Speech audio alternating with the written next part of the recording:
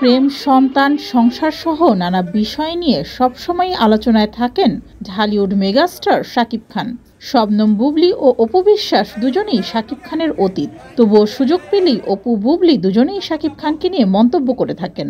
দুজনেই বুঝান তারা শাকিব খানের সাথে এখনো সংসার করছেন।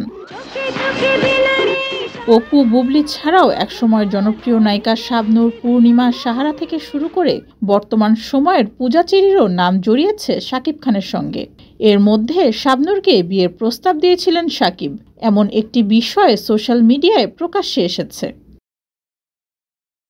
জানা গেছে শাবনূরকে বিয়ের প্রস্তাবের সময়কাল ছিল 2011 সাল। এক সাক্ষাৎকারে শাবনূরকে জিজ্ঞাসা করা হয় শাকিব খান নাকি তাকে বিয়ে করতে চেয়েছিলেন। শাবনূর জবাব দেন, কে বলল আপনাকে এ কথা? থাক না এই প্রসঙ্গ, আমি কোনো মন্তব্য করছি না। আমি শাবনূর, এটাই আমার বড় পরিচয়। কে কি বলল, কে কি করলো তাতে আমার কিছু আসে যায় না। সংবাদপত্রগুলোতেও বিষয়গুলি নিয়ে কথা বলেন শাকিব ও শাবনূর।